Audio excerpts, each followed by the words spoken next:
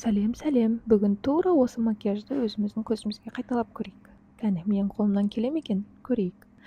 Алғашқы осылай бетімізді базамен жағып, тонымызды келтіреміз. Дәл осы сәттен кейін осындай щетканы алып, қасымызды ретке келтіріп сәндейміз. Подводкамен көзімізге қарлығаштың айрық-ұйрығын салып, осындай нежный розовый түспен көзімізді бояймыз.